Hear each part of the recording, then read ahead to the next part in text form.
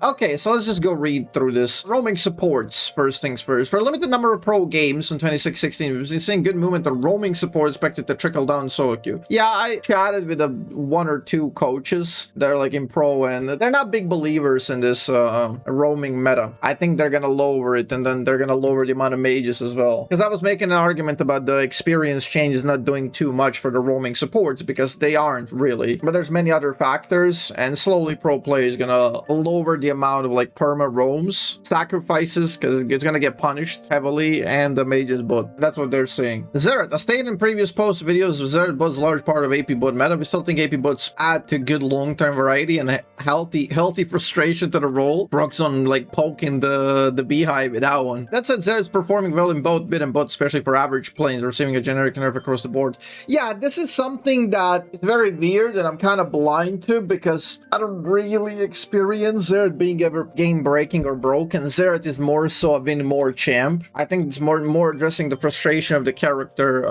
because you can't really do much when they have a winning team and Xerath is there, you know, but it does nothing to really contribute to that winning scenario. Interesting thing, by the way, I linked this thread to Drew11 and I told him, can you look into the disparity between the champion skins, the champion skin usage on Xerath and the win rate? Apparently, they weren't even aware that Arcana Xerath has a pay-to-win bug. I just don't know how can somebody not know about that bug. It's been in the game since forever. I feel like it's been left on purpose to drive the skin sales, because nobody buys skins on Xerath because nobody plays the champ. But if you want to play the champ, you have to buy a skin to play. That's my conspiracy. What's the bug? Well, Arcana Xerath has this thing where when he presses ult, you don't get the notification that about the big circle.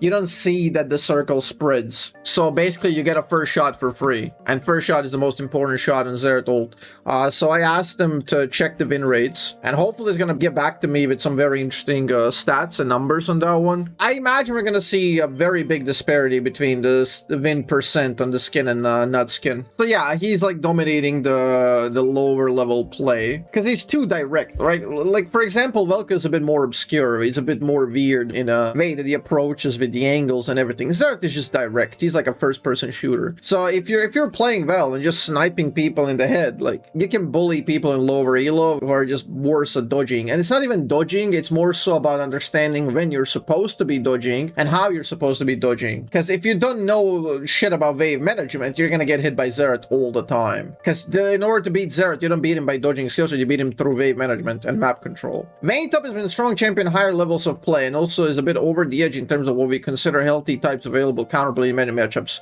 Okay, that's something we talked about in the interview, and I asked him about specifically like range stop frustration, like what do they consider healthy types of counterplay? Do you want to be able to micro counterplay or macro counterplay? Let's say the matchup we had recently was Mordekaiser Vayne top lane. There's not a single micro maneuver you can do in order to counterplay it.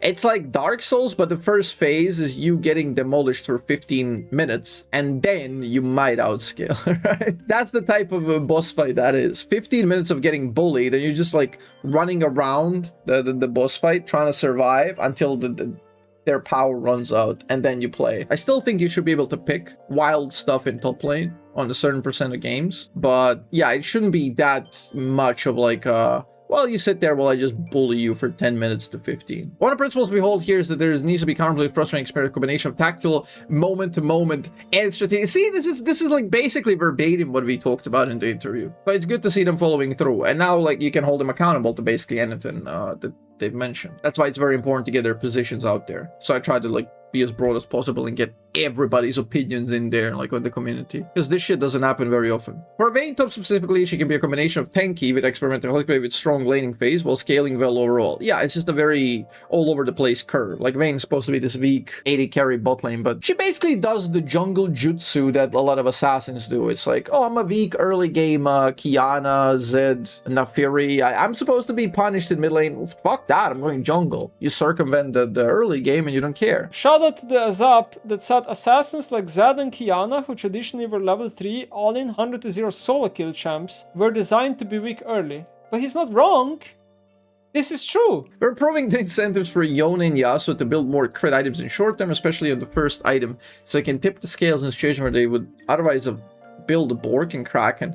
Now, granted, I thought Yasuo and Yone were in a good spot. I don't know why they're getting buffed. I thought they were doing exactly what they're supposed to be doing.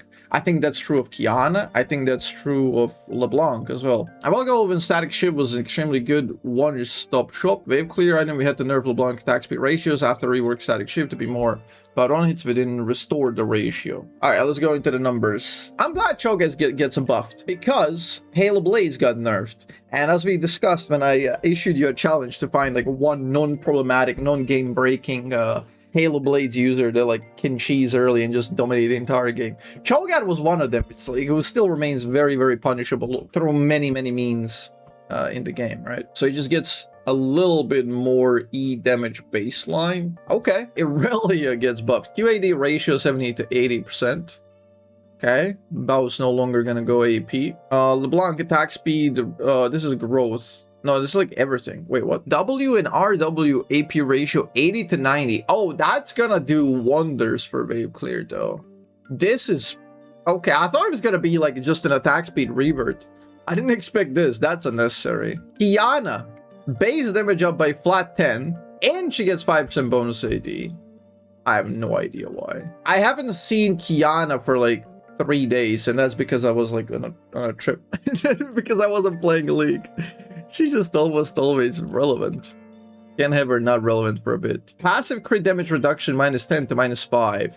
Damn, that feels like a big deal. I'm no like a Yasuo Yone expert. I feel like that's a big deal. Trundle, W attack speed 90, 30 to 120, so he gets more scaling.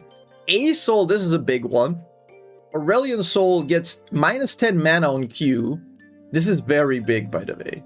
This is very, very big. Even without the W loses like 2 seconds when maxed out, which is cool. This is a big deal because you tend to tap that Q a lot, and per second also losing 10. So you're gonna save a lot of mana, which is a big deal because current playstyle of Aurelion is you go Mana Flow Band and you go Presence of Mind.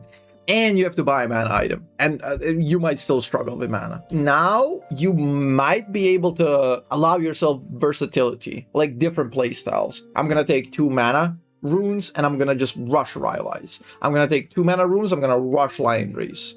I'm gonna not take mana runes and then go Blackfire, right? I'm gonna not take mana runes and then go maybe Xeraths. Although likely you're gonna be doing combination of those, but this is very interesting because it opens up a lot of paths for Aurelion Soul. I don't know why his Graves getting nerfed. I mean, he might be like a lower elo stomper. He doesn't seem to me like a problematic champion. That's a lot of damage lost on Graves. Nasus passive lifesteal 12-24, 10-20. I don't know why they're making Nasus more jungle oriented. That also has to be like some lower elo stuff. I like the Nocturne nerfs. Nocturne feels like a very bad character to deal with when they're ahead. Thresh nerf into inevitable Thresh buff right before Worlds. the old switcheroo. We got major Vayne changes, like a major. So she gets more HP early, less per level. Base HP, what is this? 535 plus 55. What the fuck is this supposed to be? What is this 5 standing here? Base HP 5. Oh, HP per 5 seconds. Ah, the region per 5 seconds. That's what it stands for. She gets less regeneration, means she gets more punished by getting auto attack by minions, meaning improper poking or wave management, which is good. That's gonna punish her top lane very, very well. But it makes her more robust in bot lane early on lower levels. I like the changes. This is good. Attack speed ratio. Starting with higher attack speed, lower per level. Again, level lever. That just changes from power from top lane to bot lane, essentially. Q mana cost goes higher in early, meaning she's less aggressive. And again, you don't really use Q as much to poke or punish bot lanes, more as a survivor tool. W true damage is a big one, by the way. This is just... I think this is like the final nail in the coffin for Vayne top lane. I can't see her being like relevant after this. Like 6 to 10% to 4 to 10%. Because I'm pretty sure in most cases, like you almost always max Q for consistency. So you're going to be sitting on 4% target max HP instead of 6 for like half of the game. And W minimum damage goes down. I think this just completely kills her in the top lane. She's still going to scale nicely. She's going to be a good bot laner. But this is just completely cooked. All right, let's see the Xerath. Base armor 22 to 20 and then per level. Damn. I mean, Xerath vulnerability, I don't mind that. I mean, to be fair, I don't know how much this matters because he gets blown up anyway. And then you get the Q damage. He loses 5 damage across the board. Which... I don't think he wins. Am I crazy for thinking that it doesn't really matter whether he like does this extra 5 damage on his Q? Because like if you're playing like a lower elo Xerath game, I feel like you're gonna get hit by everything and you don't know how to manage waves and you get poked by everything. I think you're still gonna get low. You're still gonna get dominated. And in high elo, this 5 damage is relevant because you almost never really stack the damage poke on enemies because they just control the waves. Like you get most of their power through like engaging with the game through your ultimate and just scaling. I like Xerath. I like playing Xerath. I don't think this is gonna do much for him. Storm Razor gives more attack speed, 5%. Sunder Sky, a lower AD, less HP. Damn, Sunder is just getting killed. That's a lot of value to be lost, by the way. These are both very expensive stats. AD and HP, both extremely expensive stats. I think it's a mainly lower elo oriented patch. That's what I'm thinking.